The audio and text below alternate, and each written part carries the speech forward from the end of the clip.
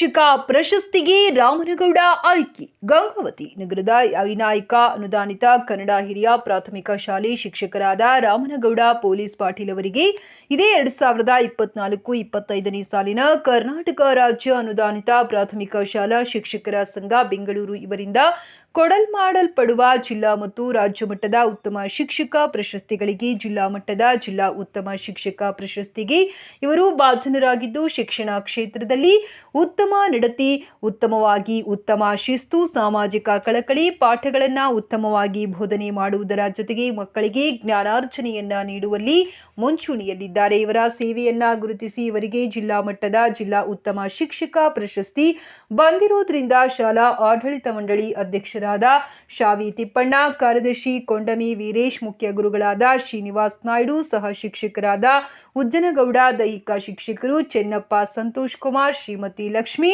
ಶ್ರೀಮತಿ ಯಶೋಧ, ಶ್ರೀಮತಿ ಭಾಗ್ಯಮ್ಮ, ಶ್ರೀಮತಿ ರಜಿಯಾ ಇವರೆಲ್ಲರೂ ತಮ್ಮ ಸಹಪಾಠಿ ಶಿಕ್ಷಕರಿಗೆ ಅಭಿನಂದನೆಯನ್ನ ಸಲ್ಲಿಸಿದರು. ವಿನಾಯಕ ಅನುದಾನಿತ ಕನ್ನಡ ಹಿರಿಯ ಪ್ರಾಥಮಿಕ ಶಾಲೆಯ ಶಿಕ್ಷಕರಾದ ಶ್ರೀ ರಾಮನಗೌಡ ಮಾಲಿ ಪಾಟೀಲ್ ಅವರಿಗೆ ಅಭಿನಂದನೆಗಳು. ಮುಖ್ಯೋಪಾಧ್ಯಾಯರು ಹಾಗೂ ಸಿಬ್ಬಂದಿ ವರ್ಗದವರು, ಆಡಳಿತಾಧಿಕಾರಿಗಳು ಉಪಸ್ಥಿತರಿದ್ದರು.